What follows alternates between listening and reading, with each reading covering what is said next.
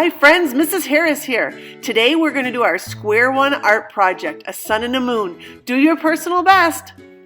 I can create a unique sun-moon design using line to create shapes, patterns to hold the color. As the earth spins, it goes around the sun while the moon spins around us. Did you know you could fit 1 million Earths inside of the sun? The moon has phases. A new moon is where we can't see the moon. The moon also controls our tides. Another interesting fact is we could fit 50 moons inside of the Earth. Here are the two examples of the suns and moons you'll be working with. One moon is nesting inside of the sun while the other moon is nesting outside of the sun. Our focus will be on line. Line is simply a dot that walks across your page. When you create a shape, you're closing the lines together. A shape can hold color. It can also create pattern. We're going to look at color too.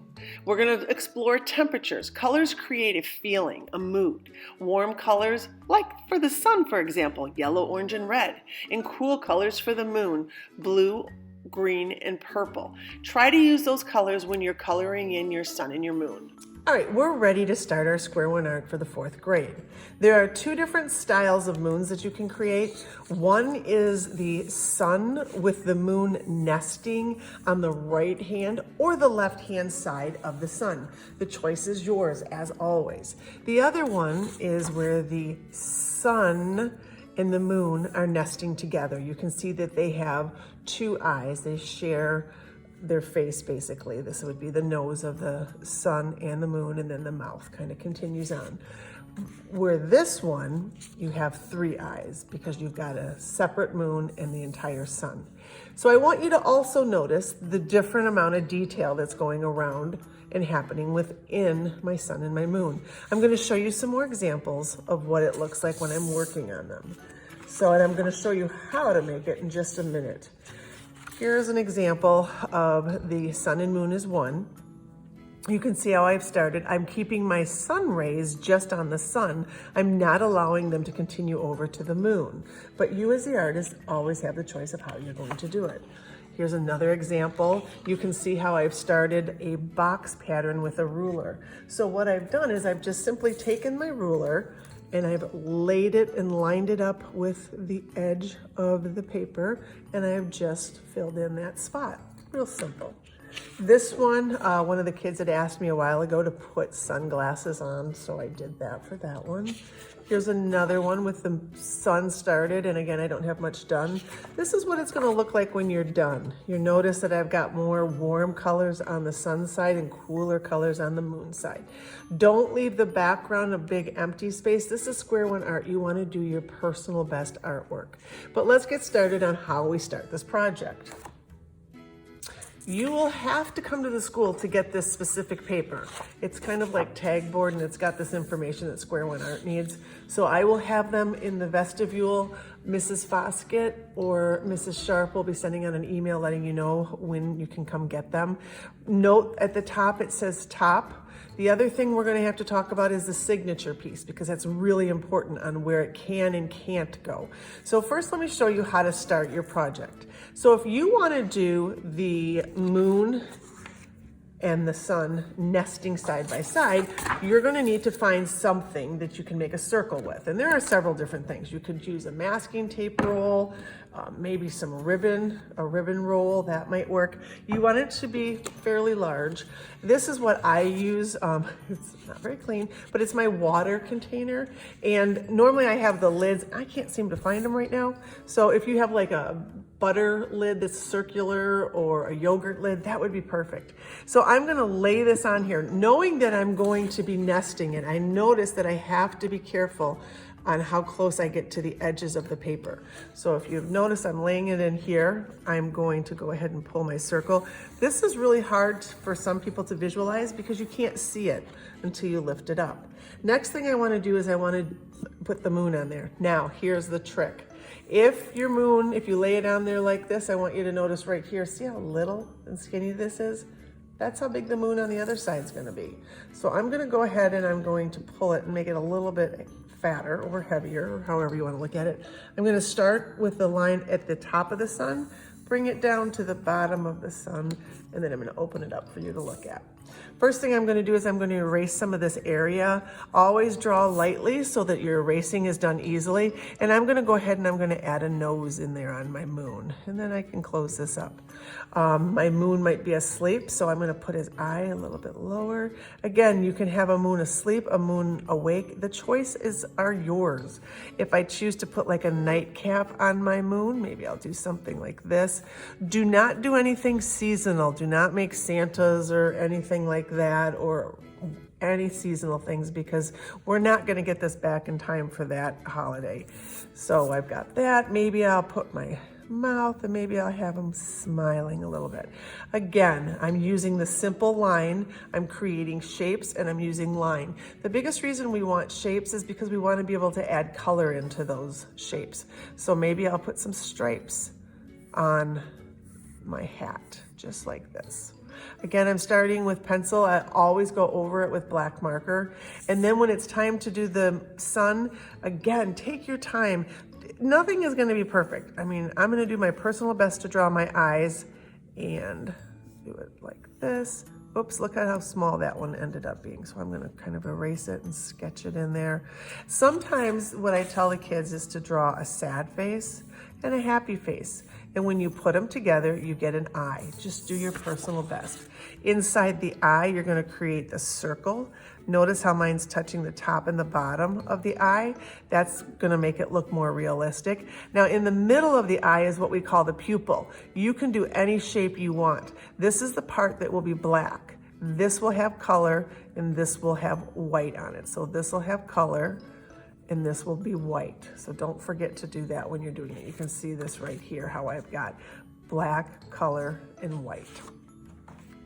Again, next thing I'm going to do is add a nose. I'm going to come up with a pattern. Maybe I'll work on that border and do something like this and have some fun shapes in the background. You can finish this with crayon. You can finish it with marker. You can finish it with colored pencil, whatever works for you. Now I want to show you how to make the sun and the moon as one, nesting together. So I'm going to get another piece of square one art paper. Again, paying attention to where it says top. Very, very important. And I'm going to go ahead and show you how to do this one. So this one is a little bit trickier. I'm going to start with my circle. And I put it in the center of the paper. Now what I want to do is I'm going to pull it to one side, either have my moon on my right or my left. The choice is yours.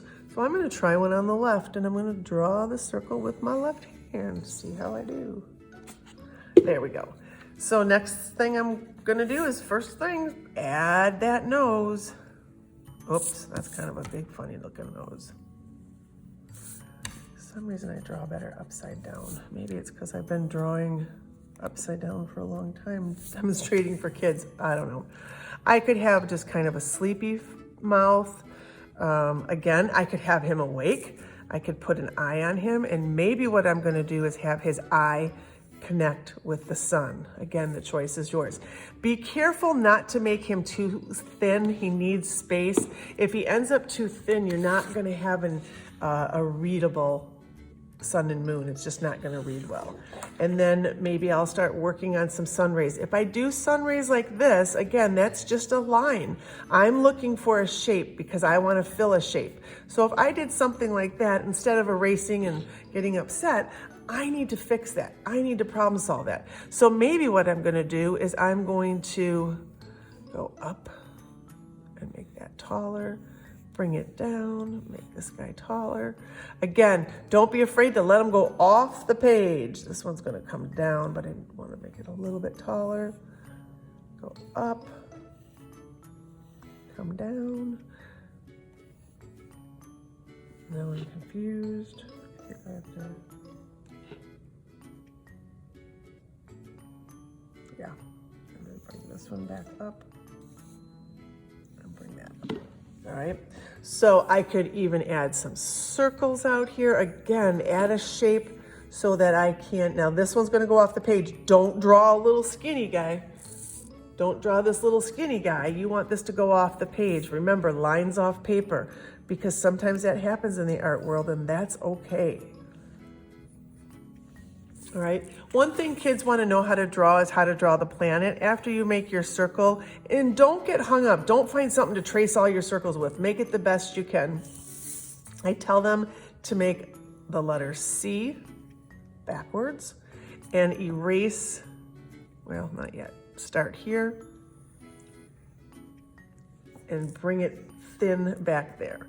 So I'm going to erase right there so it looks like it's going actually in front of the planet. So again, take your circle, draw the letter C either backwards or forwards, whichever way works for you, and then erase and erase. So that's how you make a planet. Your rockets, those are easy. That's just a simple shape. Again, triangles with a rectangle. You can curve it a little bit, give it a little bit of a curve look so it looks a little bit more realistic, and kind of give this an oval at the bottom and then have some fire shooting out of there if you want to. You could put UFOs. If you do a star like this, I'm always asking kids, when you go to black marker it, black marker around the outside. It looks so much better. Otherwise that turns kind of muddy and it just doesn't read as well. And then that way you can go in, and that would be your skeletal system, and you could go in and erase it and then fill it nicely with color. Now, the most important part,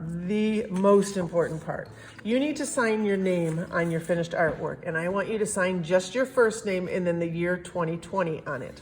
So you can do it in this yellow area, you could do it on the edge of the moon, you could maybe do it down here, but if you read this is an old one, let me find a newer one,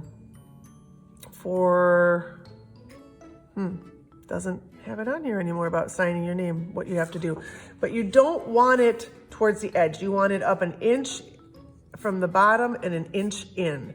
The reason for it is because when they take a picture of this and they turn it into the sticker or the artwork of your choice, what happens is they kind of crop it just a little bit, so you're going to lose some of it. So make sure it's an inch up and an inch in. Make sure it's written clearly. You do your personal best printing. I don't suggest cursive because sometimes we can't read cursive, but I would have written mine right here. Is where I would have signed mine. All right. Hi kids, don't forget, when you're done with the Square One art, have your moms or dads, grandmas and grandpas, aunts and uncles, whoever we live with, bring it on up back to school so I can mail it in. Do your personal best work, and you guys know it goes pencil, Sharpie, color. Have a great time.